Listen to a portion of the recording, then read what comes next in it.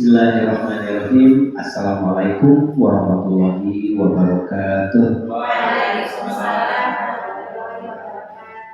Alhamdulillahirabbil alamin wa bihi nasta'inu ala umuri dunya wa din wassalatu wassalamu ala asrofil anbiya'i wal mursalin wa ala alihi wa sahbihi ajmain amma ba'du. Pertama-tama marilah kita panjatkan puji dan syukur kehadirat Allah Subhanahu wa taala yang mana berkat qudrat dan iradatnya kita semua masih diberi nikmat panjang umur sehingga kita bisa berkumpul di tempat yang insya Allah dimuliakannya dalam acara kegiatan diseminasi CGP Angkatan 10 tentang budaya positif. Kegiatan ini diharapkan bisa menjadi salah satu motivasi bagi kita sekalian selaku tenaga pendidik khususnya di SD 3 Gunung Cupu ini. Kita sebagai rekan-rekan dari Pak Agung Teja Laksana tentunya bisa untuk memberikan support dan dorongan kepadanya untuk bisa mencapai apa yang menjadi harapan di dalam program guru penggerak ini. Dan untuk mempersingkat waktu, marilah kita buka acara kegiatan diseminasi ini dengan ucapan bersama-sama Bismillahirrahmanirrahim. Sebelum menginjak kepada acara inti atau acara pokok tentang diseminasi ini, maka untuk acara selanjutnya akan dilanjutkan dengan pembacaan doa terlebih dahulu. Kepada Ibu Ais Supiati SPD, waktu dan tempat dipersilakan. Assalamualaikum warahmatullahi wabarakatuh. Marilah sebelum acara dimulai kita berdoa bersama-sama. Mudah-mudahan acara ini berjalan dengan lancar serta motivasi dari teman-teman semua untuk pelaksanaan CGP Pak Agung. Mudah-mudahan Allah memberi ridho dan rahmatnya, serta mudah-mudahan memberikan dampak positif bagi SD 3 Gunung Cupu untuk berkembang lebih baik lagi. Marilah kita berdoa. Bismillahirrahmanirrahim. Allahumma antas salam wa minkas salam wa alaika ya'udus salam bahina rabbana bisalam wa adkhilnal jannata darussalam tabaruk rabbana wa ta'ala tiada jalali wal ikram. Allahumma inna nas'aluka salamatan fid dini wa afiatan fil jasadi wa ziyadatan fil ilmi wa barakatan fil rizki wa taubatan qoblal maut wa rahmatan indal maut wa maghfiratan ba'dal maut. Allahumma hawwin alaina fi syakaratil maut wan najata minan nar wal afwa indal hisab.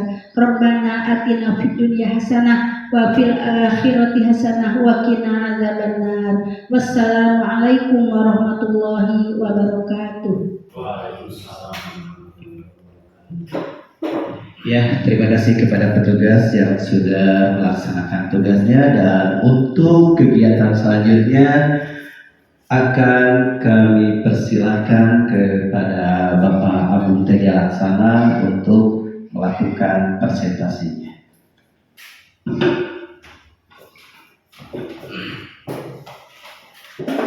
Baik, bismillahirrahmanirrahim. Assalamualaikum warahmatullahi wabarakatuh.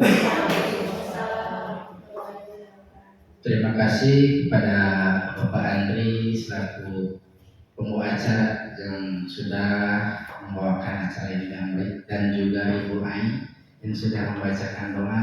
Mudah-mudahan dengan berdoa kita dalam melaksanakan kegiatan ini ada dalam lindungan Allah dan mendapatkan berkahnya. Baik, di sini mohon maaf sebelumnya, saya akan memaparkan atau menjelaskan apa yang sudah saya terima di kegiatan pendidikan guru penggerak ini, yang insya Allah mudah-mudahan banyak dampak positif ya, yang mudah-mudahan nanti kita bisa terapkan di sekolah SD 3 Gunung Cupu.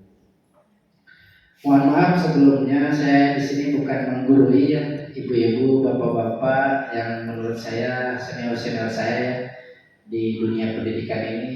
Saya terhitung baru kemarin sore lah terlibat di dunia pendidikan dan menjadi seorang guru. Baik, untuk mempersingkat waktu atau tidak membuang-buang waktu ya, saya mulai saja. Di sini saya akan mencoba mendiseminasikan, mohon maaf tadi ada koreksi Pak Andri, bukan desiminasi tapi diseminasi ya, diseminasi. Tapi emang banyak juga yang menyebutkan desiminasi, tapi yang benar itu diseminasi.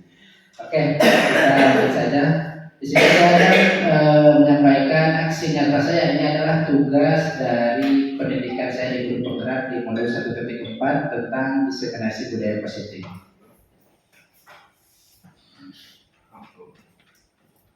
Oke, sebelumnya biar semuanya rileks ya, semuanya rileks, kita lakukan ice breaking dulu. Ice breakingnya tepuk 1, 2, 3, 4, 5. Caranya misalnya saya nyebutkan 1 berarti tepuknya 1 kanan, tepuk 2 berarti kanan kiri, tepuk 3 kanan kiri atas, tepuk 4 kanan kanan kiri kiri, tepuk 5 kanan kanan kiri kiri atas.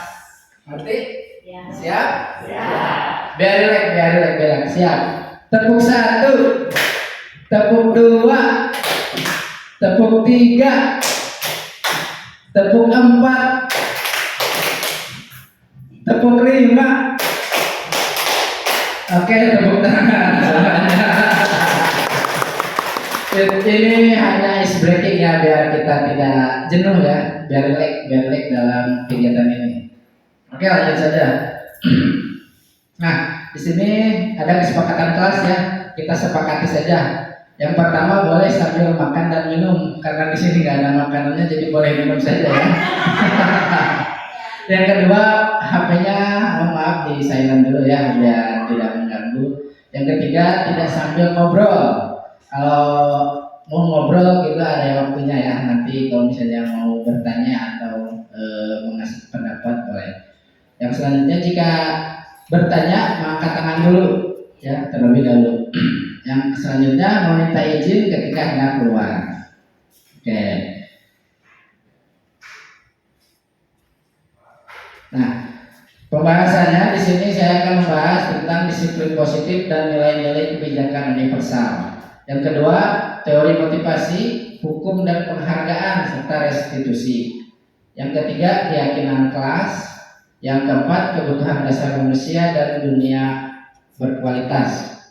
Yang kelima, restitusi 5 posisi kontrol. Yang keenam, segitiga restitusi. Oke, kita mulai dari yang pertama, disiplin positif dan nilai-nilai kebijakan. Kebajikan, maaf. Saya biasa mengingatkan dulu karena ini adalah pelopor kita ya, dunia pendidikan, bapak pendidikan kita. Di sini ada bukan tabula rasa. Tabula rasa itu kertas kosong ya. Jadi istilah di sini adalah anak itu bukan tabula rasa. Jadi si anak itu terlahir dengan sketsanya. Yang kedua, semua anak terlahir dengan bakat masing-masing. Nah, nyambung dengan yang tadi. Terus memiliki budi pekerti. Tugas guru menuntut bakat tersebut agar anak tumbuh dengan selamat dan bahagia. Lalu guru ibarat petani, anak ibarat biji jagung ya. Jadi kita itu kayak petani Pak Bu, merawat anak itu seperti merawat tanaman ya, ibaratkan seperti itu. Itu kata Ki Hajar Dewantara. Terus ada kodrat alam dan kodrat zaman. Terus berpihak pada anak. Nah, perubahan paradigma ada A dan B atau ibu dan bapak lah istilahnya. Sobeklah secerci kertas kecil, tulislah sebuah nama benda atau sesuatu yang sangat berharga untuk Anda. Letakkan di salah satu lengan Anda dan genggam benda atau sesuatu tersebut dengan segala daya upaya. Buatlah kepalan tangan. Terus teman Anda atau B, bapak atau ibu akan mencoba dengan sekuat tenaga dengan berbagai cara untuk meminta benda sesuatu tersebut. Teman Anda B bisa membujuk, merayu, mengancam, menghardik, menyuap atau apa saja agar dapat membuka kepalan tangan Anda. Nah, dari paradigma ini saya contohkan misalnya Pak Andri menggenggam tangan. Pak Arif berusaha untuk membuka tangan Pak Andri dengan cara dirayu, dengan cara dihardik, mengancam atau menyuap. Sikap Pak Andri kira-kira mau membuka tangan itu atau enggak? Saya mau bertanya dulu ke Pak Andri. Tergantung apa yang digenggamnya. Seandainya kita cuma menggenggam secari kertas, kemudian dikasih bayaran yang besar untuk buka, ya buka aja. Oke, ya. Jadi ilustrasi ini adalah kita itu sebenarnya tidak bisa mengatur orang lain. Jadi kalau memang misalnya tadi yang dalam genggaman itu memang sangat berharga, kita tidak berhak membukanya gitu. Tergantung diri kita mau membuka atau tidak. Kalau memang berharga bagi kita, jangan dibuka gitu. Kita genggam aja. Tapi kalau emang itu misalnya menurut kita tidak berharga dan bisa bermanfaat buat orang lain, ya masalah juga kalau dibuka gitu. Kalau memang ada yang minta ya. Itu hanya ilustrasi dari perubahan paradigma. Nah, di sini kita banyak yang terjadi miskonsepsi teori kontrol. Jadi dalam dunia pendidikan itu di sini ada ilusi guru mengontrol murid. Nah, jadi kita seolah murid itu tidak tahu apa-apa, jadi hanya kita yang mengontrol, yang mengatur segalanya. Dan kedua, bahwa membuat kritik dan membuat rasa bersalah mampu membuatkan karakter. Kita tuh kadang seringnya membuat anak itu mengkritik anak, memarahi anak agar merasa anak itu bersalah jika melakukan kesalahan. Itu sebenarnya kurang tepat. Yang ketiga ada bahwa orang dewasa berhak untuk memaksa. Nah, kita kan mengajar di tingkatan SD nih. Semua murid-murid kita itu anak-anak, karena kita merasa udah dewasa itu, jadi kita berhak mengatur apapun yang bisa kita suruh-suruh, kita atur buat anak kita ya. Ternyata itu kurang tepat juga. Yang keempat ada bahwa semua penguatan positif, efektif dan bermanfaat. Ternyata itu kurang tepat juga. Nah, perubahan paradigma stimulus respon teori kontrol atau teori pilihan. Siapa sesungguhnya yang memiliki kontrol? Siapa yang sesungguhnya memiliki kontrol? Dari kita ya. Di sini ada stimulus respon. Kita mencoba mengubah orang agar berpandangan sama dengan kita. Padahal teori kontrolnya itu kita berusaha memahami pandangan orang lain tentang dunia. Gitu. Jadi jangan memaksa. Perilaku buruk dilihat sebagai suatu kesalahan. Padahal semua perilaku memiliki tujuan ya. Belum tentu orang melakukan kesalahan itu. Jadi setiap orang melakukan sesuatu itu pasti ada alasannya. Gitu ya. Terus orang lain bisa mengontrol saya. Padahal teori kontrolnya hanya ada yang bisa mengontrol diri Anda. Hanya Anda yang bisa mengontrol diri Anda sendiri. Gitu. Pemaksaan ada pada saat bujukan gagal. Jadi kalau kita misalnya udah membujuk tapi gagal, pasti ujungnya memaksa ya. Padahal seharusnya itu kolaborasi dan konsensus menciptakan pilihan-pilihan baru. Jadi kita memberikan pilihan kepada anak jika anak itu tidak mau melakukan apa yang kita perintahkan. Gitu. Terus ada model berpikir menang atau kalah, itu stimulus responnya. Teori kontrolnya model berpikir harusnya menang gitu kan. Jadi memberikan semangat atau motivasi positif gitu ya. Di sini ada disiplin positif. Makna disiplin positif belajar kontrol diri dengan mengenali potensi diri agar tercapai tujuan mulia. yaitu sesuatu menjadi seseorang yang kita inginkan berdasarkan nilai-nilai yang kita hargai. Namun dalam budaya kita makna kata disiplin telah berubah menjadi sesuatu yang dilakukan seorang pada orang lain untuk mendapatkan kepatuhan.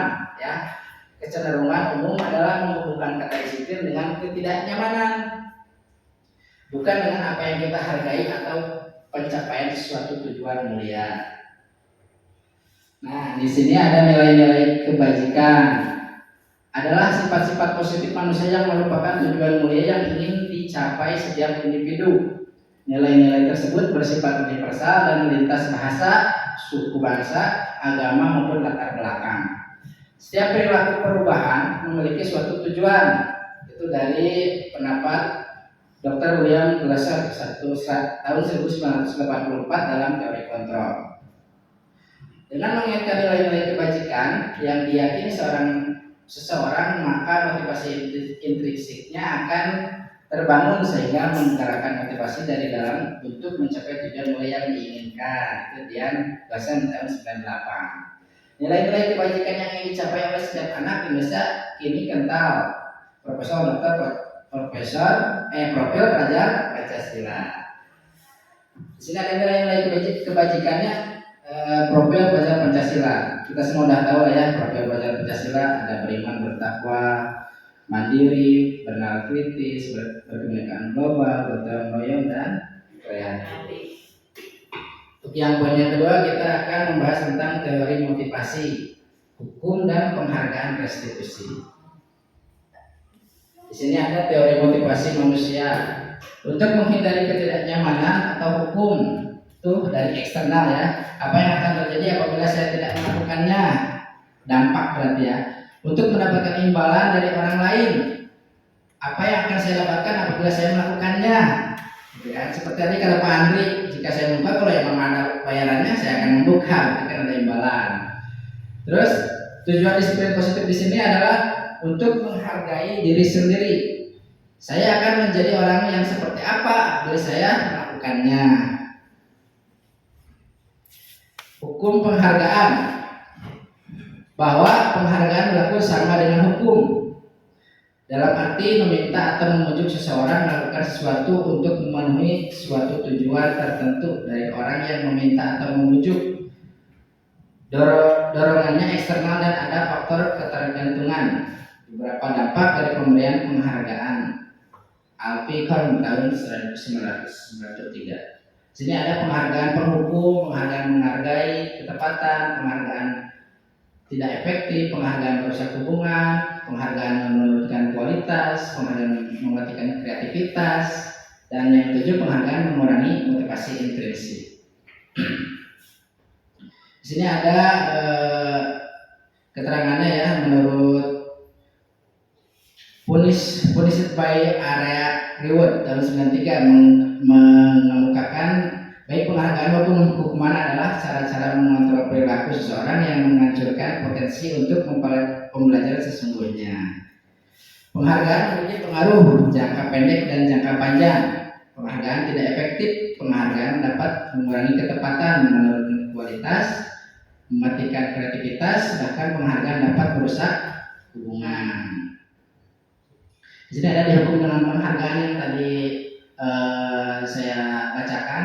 Ini penghargaan menghukum orang yang tidak mendapatkannya. Penghargaan mengurangi ketepatan. Jadi tergesa-gesa ya, karena mengharap penghargaan. Penghargaan tidak efektif.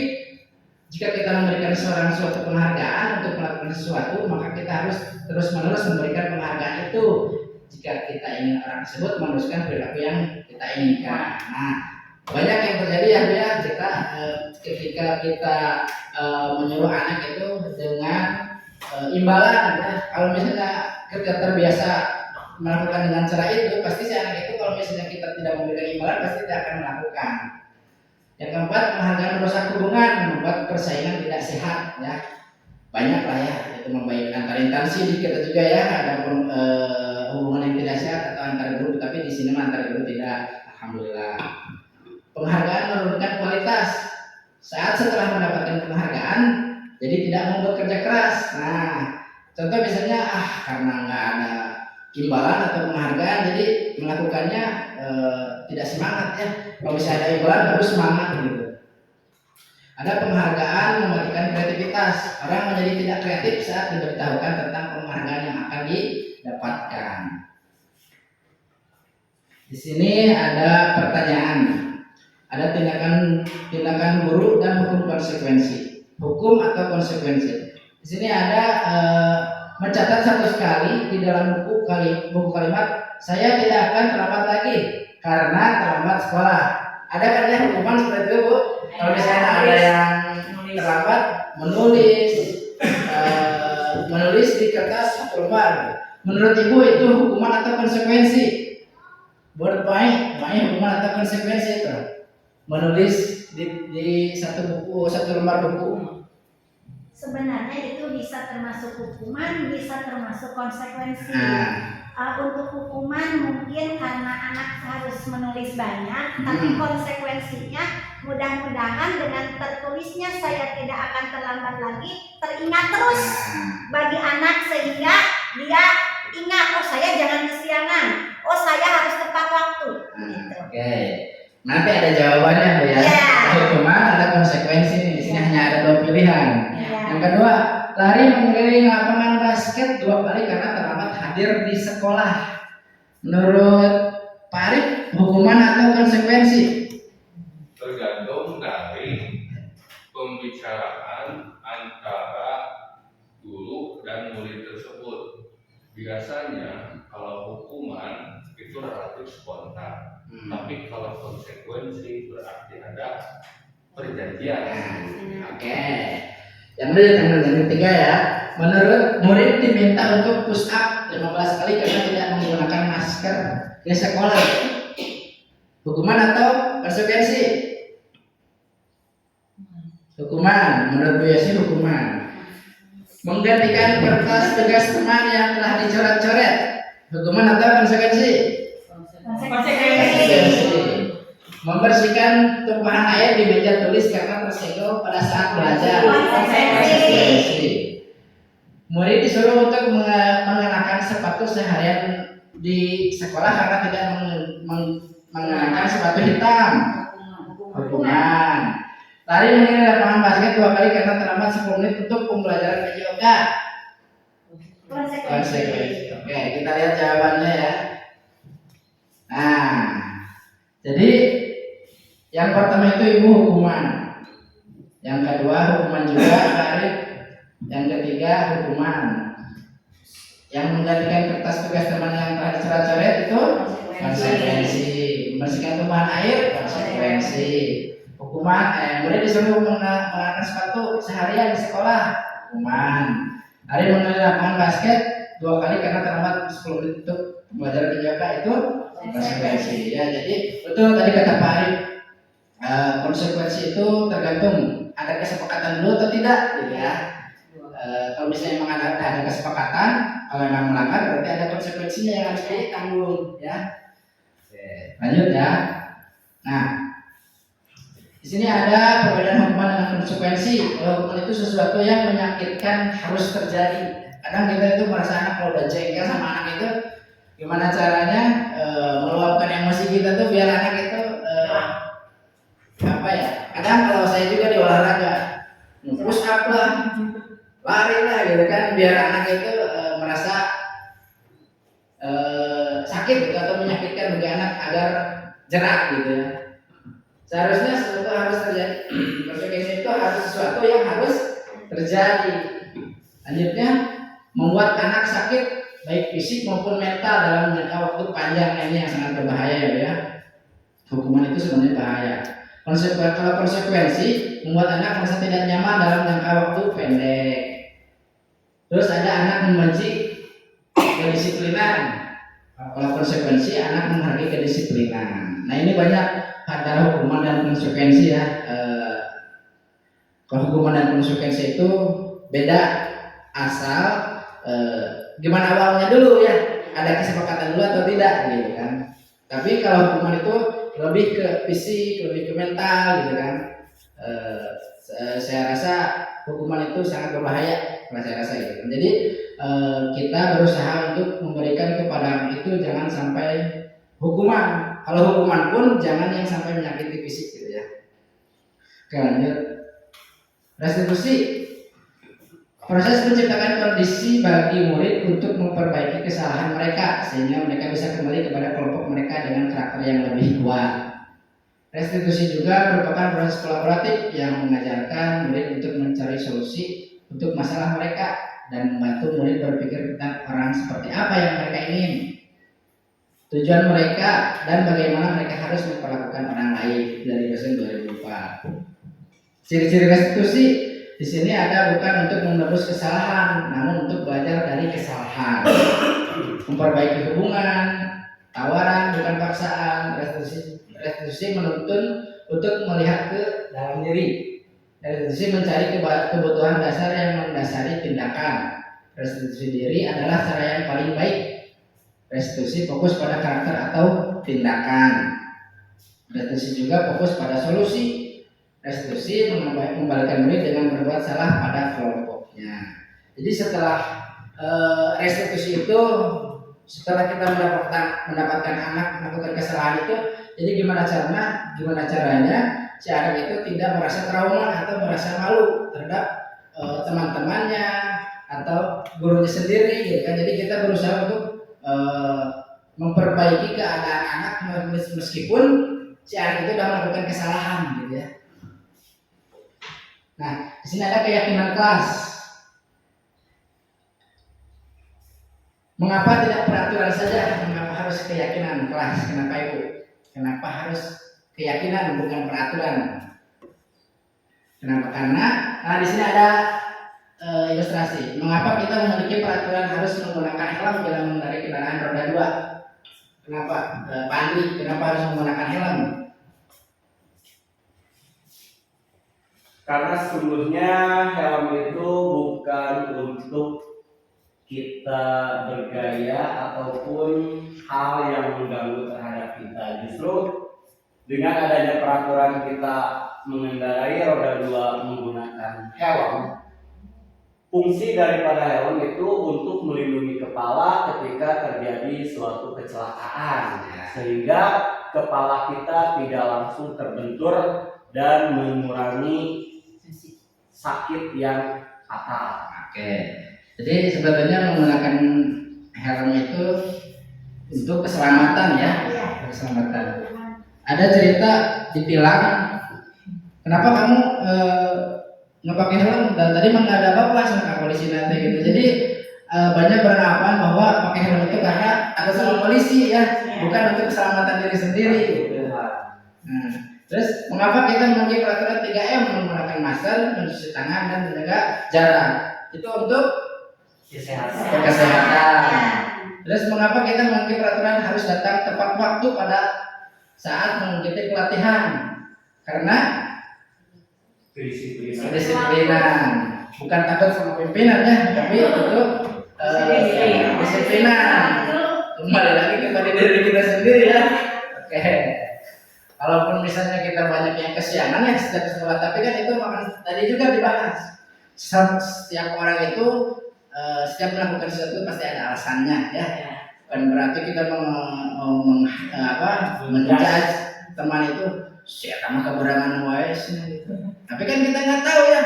Di rumahnya teh bisa sibuk gitu kan, ngurus anak dua gitu kan. Meskipun pada kenyataannya pikiran seperti itu selalu terlontar. Nah, itu kan kembali lagi.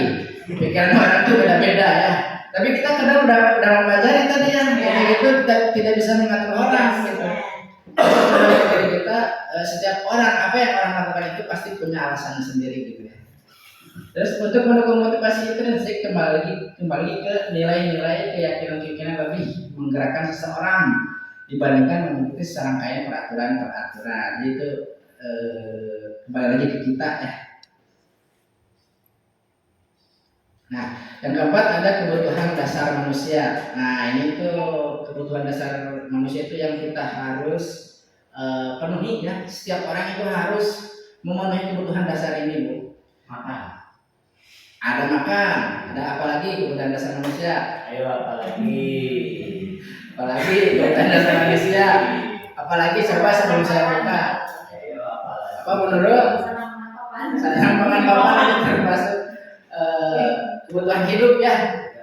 Terus apalagi kebutuhan dasar manusia? Hak perlindungan. Nah, hak perlindungan berarti apa Bu? Kasih sayang ya, kasih sayang, merasa ingin dihargai, ya, ingin gitu ya. Apalagi ada lagi nggak kebutuhan dasar manusia? Ini baik kita mempraktikkan ke anak didik kita ataupun ke orang dewasa, antara sesama guru itu kebutuhan dasar manusia itu pasti kita harus miliki gitu. Jika ada salah satu aja kebutuhan dasar manusia itu yang tidak terpenuhi, pasti ada dampaknya gitu. Oke, kita lanjut saja, kita buka ini.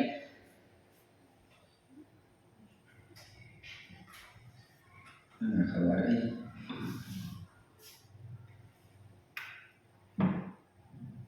Nah, ini langsung aja. Jadi 5 kebutuhan dasar manusia itu ada bertahan hidup, Bu ya. Dari bertahan hidup itu ada kasih sayang, rasa diterima, yang tadi kata Bu Ani ya, penguasaan, kebebasan, semangat. Oh bukan, maaf. Bertahan hidup itu ke bawah. Ada makanan, tempat tinggal, ya, pakaian, kesehatan dan keamanan. Itu bertahan hidup. Kedua ada kasih sayang dan rasa diterima yang tadi kata Bu Ai itu.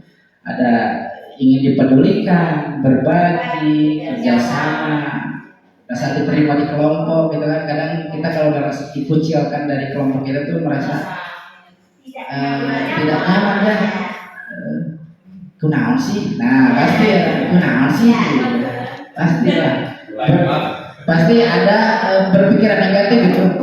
Kenapa sih si eta teh ke saya tuh juga kumaha gitu. Nah, pasti itu ada perasaan yang aneh gitu ya.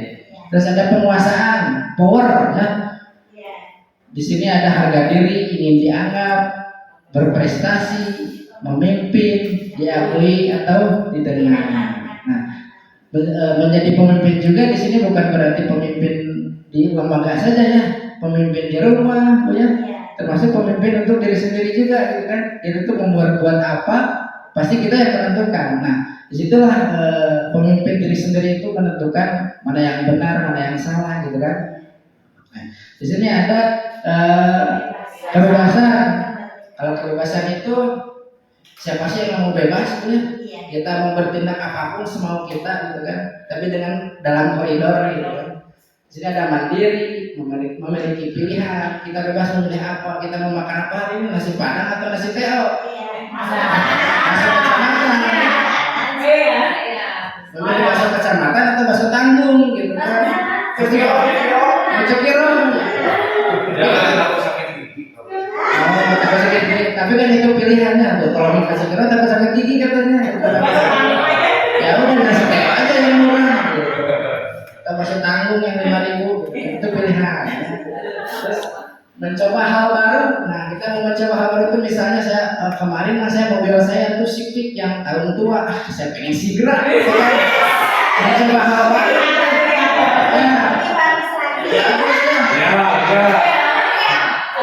Kemarin motor saya Mioso yang bannya juga udah tipis. Saya mau Galaxy. Yang sebelah aja cukup. Yang sebelah, tapi susah kalau beli motor sebelah itu maju kan? Beli motor sebelah itu mau maju sama sebelah. Terus mampu mengendalikan diri. Nah, mampu mengendalikan diri di sini itu kita tuh pasti setiap orang punya ukuran sendiri ya, mau mengukur gitu. Kira-kira saya tuh kalau melakukan ini mampu nggak gitu kan? Kita bisa melakukan ini. Tapi kalau misalnya kita tidak mampu tanpa memaksakan kan akan rugi juga buat kita ya. Berat kalau sesuatu yang dipaksakan itu tidak baik. Gitu. Terus ada kesenangan. Siapa sih yang mau senang ya? Siapa sih yang mau susah ya?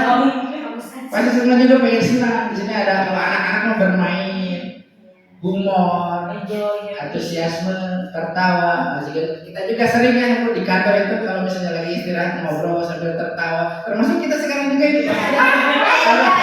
Enjoy, slow ya tuh, santuy gitu, santai. Itu kan salah satu kebutuhan dasar itu ada kesenangannya, gitu kan. Jangan datang ke sekolah itu muka cemberut, Sayur. jidat itu jauh dari berarti itu kan ada salah satu kebutuhan dasar manusia yang tidak terpenuhi. Jadi kalau misalnya besok kita lihat ibu ada salah satu guru yang baru datang, wah ini jidatnya gitu kan. Berarti ada salah satu yang tidak terpenuhi gitu kan. Nanti kita selidiki aja bersama-sama. Ya. Atau kembali lagi kita ke anak nih, anak misalnya bertingkah suka kasar pada temannya, bu, memalak lah atau memukul, berarti kan itu kita selidiki nih, kita telusuri di keluarganya gimana, apakah kurang kasih sayang. Diadakan observasi baik itu. di rumah atau di sekolah. Jadi setiap anak itu berbeda-beda macam karakter ya Bu. Iya. Pasti ada yang pendiam, Iya. ada yang ceria, ada yang suka marah-marah ke temannya atau merasa menguasai gitu kan. Iya. Itu kan pasti ada faktor-faktor yang menyebabkan kebutuhan dasar anak itu tidak terpenuhi gitu. Instruksi. Gimana Pak? Ya. Bapak mengambil tema 5 kebutuhan dasar manusia itu menurut siapa dan referensinya dari mana? Karena menurut pendapat dan pandangan saya, yang menjadi kebutuhan dasar manusia itu ada 3. Oke. Yang Apa aja? pertama primer, sekunder, tersier. Rasa diterima, ingin dianggap, berprestasi, mencoba hal baru, antusiasme, humor, bermain, itu bukan kebutuhan manusia. Karena yang namanya kebutuhan dasar itu sesuatu hal yang harus dipenuhi. Bagaimana kalau misalkan manusia tersebut atau orang tersebut tidak berprestasi atau ingin dianggap kemudian tidak dianggap? Oke.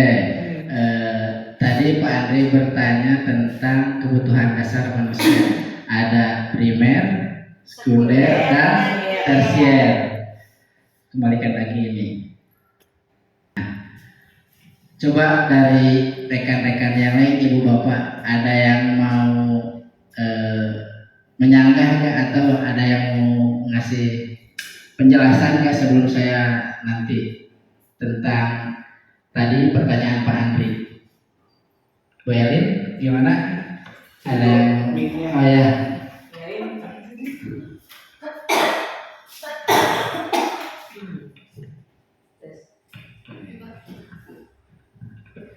Ya, sedikit mungkin Pak, bukan menjawab tapi untuk bahan diskusi ya. Jadi mungkin yang disampaikan Pak Agung di depan itu menurut saya itu diambil secara keseluruhan gitu ya, bahwa kebutuhan dasar manusia itu terdiri, yang poinnya adalah bagaimana manusia bisa bertahan hidup gitu. Sama halnya dengan konsep ekonomi gitu. Tapi kalau orang melihat konsep ekonomi itu biasanya lebih ke materi, itu bentuk benda, uang gitu. Nah, tadi yang disampaikan Pak Andri bahwa sebenarnya kebutuhan dasar manusia itu hanya 3, primer, sekunder, tersier. Nah, kalau saya memahami gitu ya, dari sudut pemahaman bidang keilmuan yang lain gitu ya Pak, bahwa yang disampaikan Pak Andri memang betul bahwa kebutuhan dasar manusia itu ada primer, sekunder, tersier. Tapi itu hanya dilihat dari satu sisi gitu. Nah, tadi yang ditanyakan Pak Andri, ada berprestasi, kemudian tadi ada ingin dianggap dan sebagainya. Nah, mungkin ini lebih masuknya ke salah satu kebutuhan dasar manusia yang dilihat dari sifatnya. Ada yang disebut kebutuhan manusia yaitu bersifat jasmani dan rohani. Nah, mungkin yang ada di sana ada berprestasi, kemudian tertawa gitu ya, bermain, harga diri, itu rasa diterima, itu lebih masuk ke kalau dilihat dari sifatnya lebih ke kebutuhan rohani. Jadi ada bagian-bagian dari diri setiap manusia itu secara mental dia ingin diterima, dia ingin berprestasi gitu. Itu jadi sebagai bagian gitu. Kalau yang Pak disebutkan tadi primer, sekunder, tersier, makanan itu adalah primer. Kemudian tempat tinggal juga primer, pakaian juga primer. Jadi yang ditampilkan Pak Agung di sini itu sudah mencakup semuanya gitu. Kalau yang disebutkan Pak Andri bagian dari itu menurut dari tingkatannya. Seperti itu mungkin Pak. Tepuk tangan dulu buat Iya. Gimana Pak Andri? Dan sebentar, Oke, lanjut nih. yang tadi cek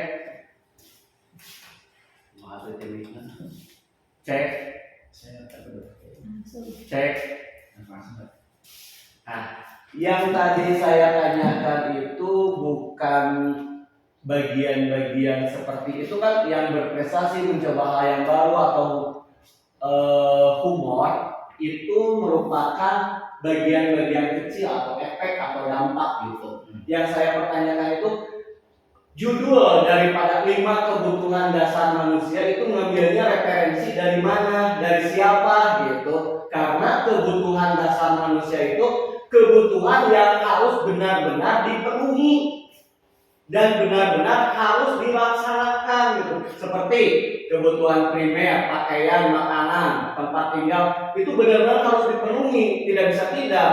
Apakah manusia bisa bertahan hidup tanpa makan? Tidak mungkin. Apakah manusia bisa layak hidup tanpa adanya tempat tinggal? Tidak mungkin. Gitu.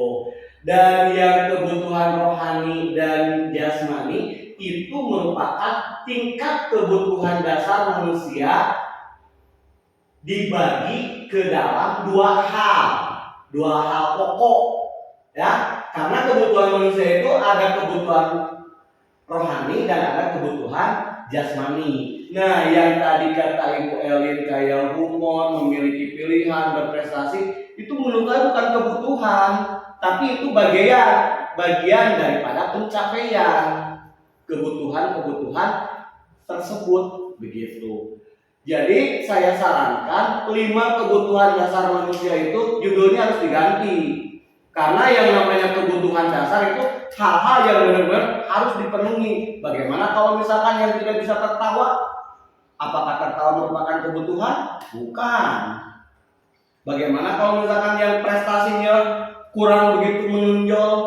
Apakah orang tersebut harus digenjot untuk selalu berprestasi? Tidak bisa. Karena manusia terlahir dengan berbeda-beda karakter. Seperti yang tadi dibahas pada pembahasan yang awal. Bagaimana menurut saudara sebagai calon guru penggerak? Oke, saya di sini menjelaskan atau mengemukakan di sini ada 5 kebutuhan dasar menurut Abraham Maslow, Pak Andri. Jadi saya mengambil dari penemu atau Abraham Maslow. Oh iya. Jadi saya di sini hanya meneruskan Menyampaikan informasi yang saya temukan dari pendidikan guru penggerak, yang dari guru penggerak itu memberikan materi tentang penemuan Abraham Maslow ya, Pak. Iya.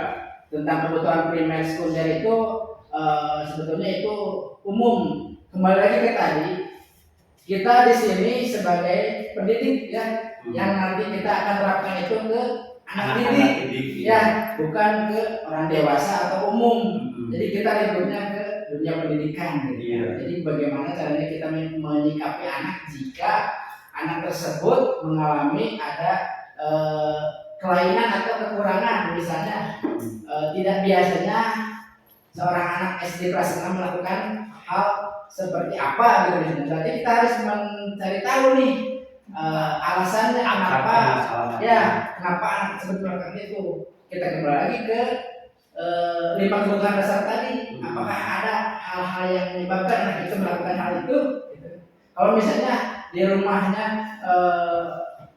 orang tuanya bercerai misalnya gitu kan, jadi kurang perhatian, kurang kasih sayang, otomatis pasti ada dampak si anak itu melakukan hal-hal yang kurang mendapatkan kasih sayang. Misalnya dampaknya itu biasanya gitu ya, anak itu kasar terhadap temannya, cari perhatian gitu kan. Banyak.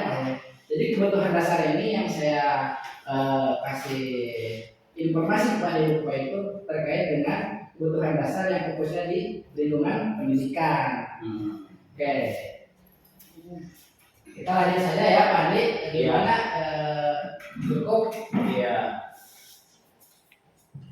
Terima kasih Pak Andi sudah mau Iya. Nah, di sini ada restitusi, Pak, Bu. Restitusi posisi kontrol. Nah, di sini ada 5 posisi kontrol, di sini ada penghukum.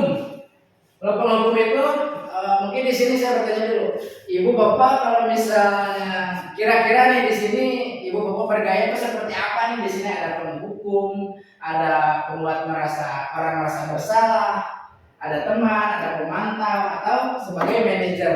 Di sini kita biasanya itu bersikap terhadap anak kita itu seperti apa, kita pelajari bersama. Di sini kita ada penghukum.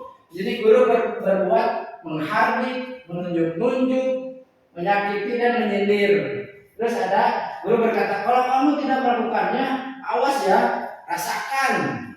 Ada nggak yang seperti itu di sekolah kita? Nggak ada ya. Oke. Terus hasil murid berontak, hasilnya biasanya murid berontak, menyalahkan orang lain, berbohong, itu dampak dari kalau misalnya kita melakukan hukuman gitu ya. Terus ada murid berkata, biarkan saja, nanti juga marah-marah lagi, gitu kan? Jadi si anak itu biasanya bertolak belakang gitu ya dengan apa yang kita lakukan gitu. Dampak murid mengulangi kesalahan. Itu kalau misalnya kita sebagai penghukum. Di sini ada yang suka menghukum nggak? Pak Andi suka menghukum? Suka. Nah, berarti kan kalau misalnya emang suka, dampak-dampaknya itu biasanya bisa jadi seperti ini gitu ya. Tapi begini koreksi.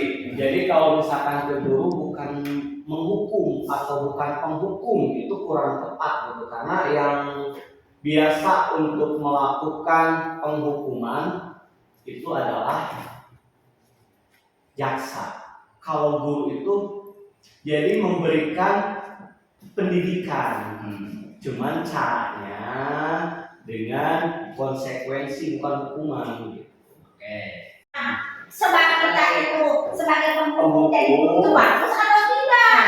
Nah, kalau tidak bagus jangan dilakukan. Jadi teman. Kan cuma posisi kontrol. Oke. Kita lanjut dulu ya. Tenang. Oke. Saya lanjut dulu ya.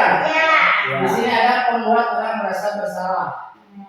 Nah, guru berbuat berceramah dan mengatakan seharusnya apa gitu kan.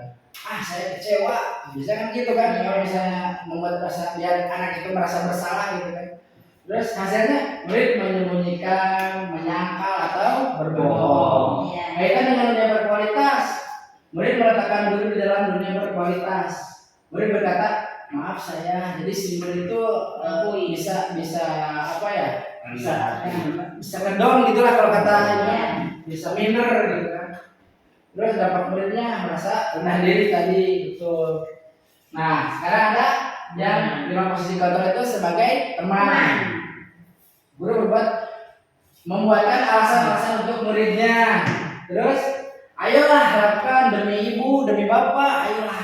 Misalnya saya olahraga, ayolah meskipun panas, ayolah kita lakukan gitu kan. Atau misalnya ibu, ayolah kerjakan gitu. Ini biar cepat waktunya gitu kan, biar teman-teman yang nggak nunggu nanti ibu bantu bisa ya kan. Jadi kayak seperti teman, lebih dibimbing. diarahkan.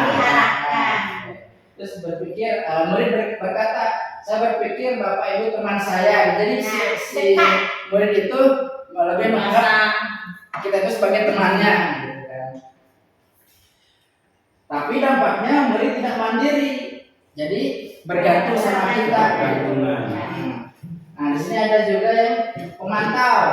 Pemantau itu guru menghitung dan mengukur. Terus guru berkata, apa peraturannya?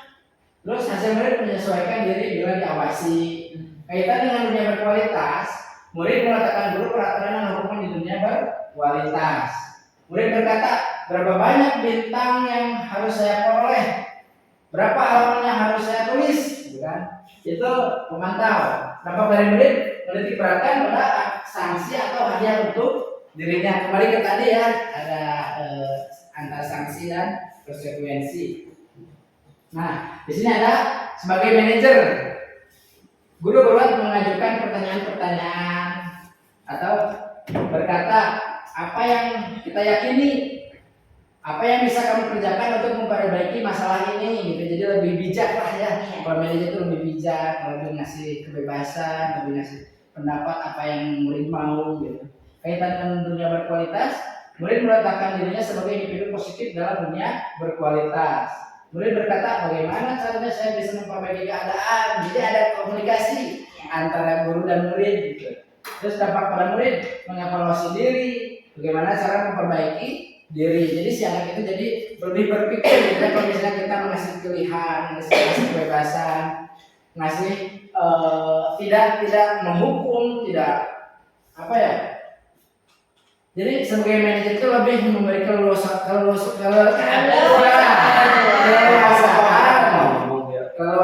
kepada muridnya gitu. Oke, lanjut ya. Nah, di sini ada proses kontrol, ada pertanyaan-pertanyaan lagi. Saya akan kasih kesempatan ibu bapak untuk memberikan jawabannya. Saya kecewa sekali dengan kamu. Itu apa? Hukuman. Proses kontrolnya sebagai apa? Sebagai teman kah? Sebagai manajer kah? Atau sebagai penghukum kah? Saya kecewa sekali dengan kamu. Itu apa? Bukan salah yang kedua. Yang merasa bersalah.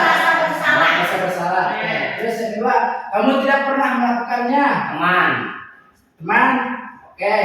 Ayolah lakukan demi ibu. Manajer. Iya, teman.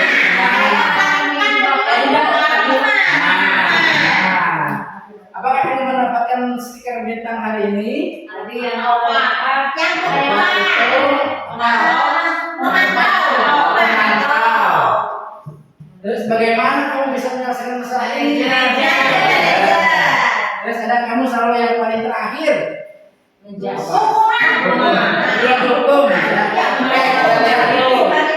Kita lihat. Tadi yang pembuatan masalah betul. Ini udah teman-temannya penghukum betul. Ayo lakukan ibu betul. Teman semuanya betul.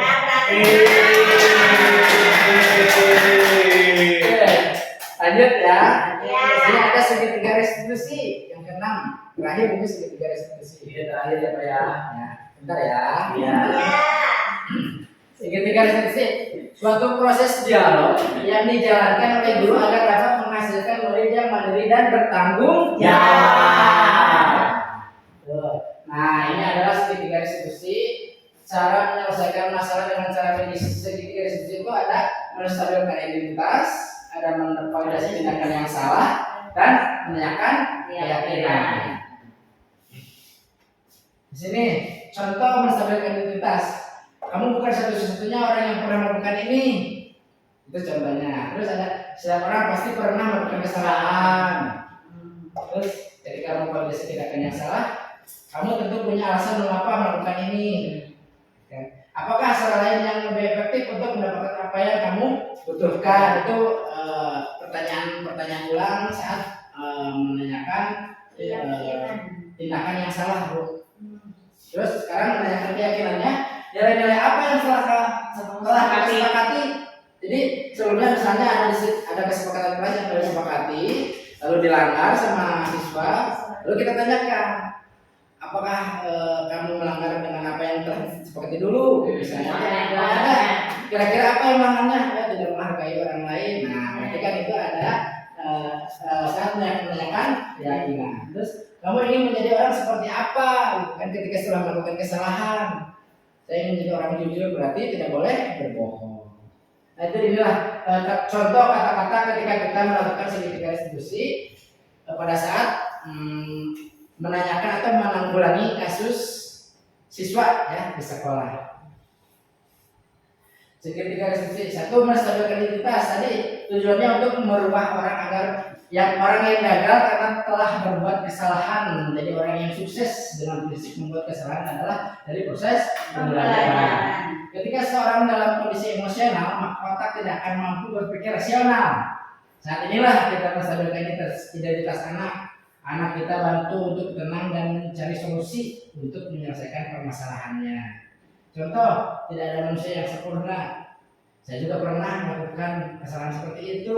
Kata guru ke anaknya ketika berdiskusi menyelesaikan masalah itu. Ketika anak melakukan kesalahan. Jadi anak misalnya dipanggil, kamu kenapa? Oh, bapak juga pernah makan itu, kamu tidak usah khawatir, bapak juga dulu pernah gitu. Jadi mungkin bergerak ya, positif. untuk yang pertama menstabilkan identitas dulu, agar anak tidak ngedrop, tidak malu.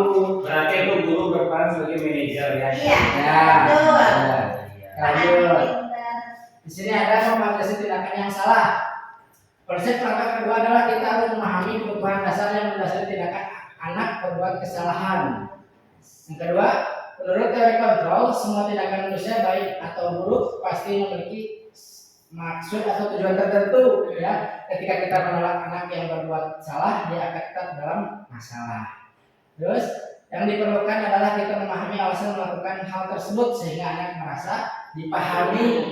Nah, itu ketika kita memvalidasi tindakan yang salah, kita kan pasti menanyakan, kamu kenapa menyakiti si B misalnya gitu. Karena ini gitu kan. Nah, konsep langkah keduanya kita harus memahami kebutuhan dasarnya. Atau kembali tadi kebutuhan dasarnya apa kira-kira ketika saya itu melakukan misalnya mengejek temannya, kita memvalidasi tindakan yang salah itu gitu, menyangkut pautkan dengan yang tadi kebutuhan dasarnya yang tadi gitu Bu. Lanjut ya. Bertiga, menanyakan keyakinan.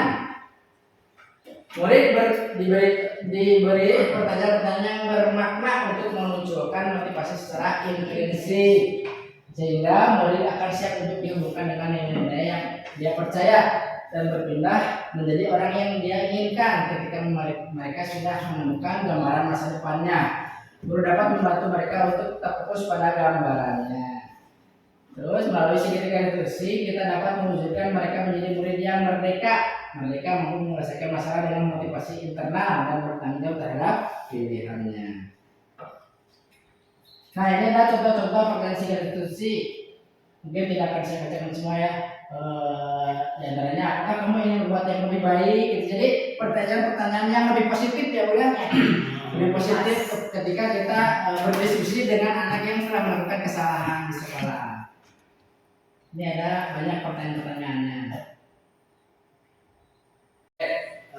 Baiklah Ibu Bapak, mungkin itu adalah materi-materi yang telah saya pelajari di pendidikan guru penggerak, yang tugas saya itu mendiseminasikan atau menyalurkan atau menginformasikan ya tentang tadi disiplin positif ya, yang mudah-mudahan nanti kita bisa terapkan di sekolah kita ya. Dengan cara-cara yang tadi saya paparkan gitu kan, mudah-mudahan dengan apa yang saya paparkan ini ada ilmu yang bisa bermanfaat ya Bu. Amin. Yang bisa diterapkan di sekolah kita, dan mudah-mudahan kita juga saling mendukung ya. Iya. Dari apa yang saya paparkan tadi tentang disiplin positif. Oke, Ibu Bapak, mungkin itu saja yang bisa saya paparkan. Mudah-mudahan apa yang saya paparkan tadi tentang disiplin positif, mudah-mudahan bisa dimaknai dan bisa diaplikasikan atau diimplementasikan ya Bu ya. Kita bisa diimplementasikan di sekolah kita ya. Iya. Ada dampak-dampak baru atau dampak positif baru yang kita terapkan di sini. Amin. Terima kasih Bu Bapak, mohon maaf sudah mengganggu waktunya. Saya sudah mengajak Ibu Bapak untuk ikut hadir di acara diseminasi ini. Terima kasih atas perhatiannya. Saya ucapkan belajar kepada Assalamualaikum warahmatullahi wabarakatuh. Waalaikumsalam. Tepuk tangan yang mana buat kamu yang sudah melakukan tentang diseminasi budaya positif, dan mudah-mudahan apa yang tadi sudah dipaparkan kita bisa mengambil hikmah dan manfaat, dan tentunya kita bisa menerapkan atau mengimplementasikannya terhadap murid-murid peserta didik kita. Semoga dengan adanya program guru penggerak kita bisa menjadi tergerak, bergerak, dan tentunya mau menggerakkan semuanya. Wabillahi taufiq wal hidayah. Assalamualaikum warahmatullahi wabarakatuh. Waalaikumsalam warahmatullahi wabarakatuh.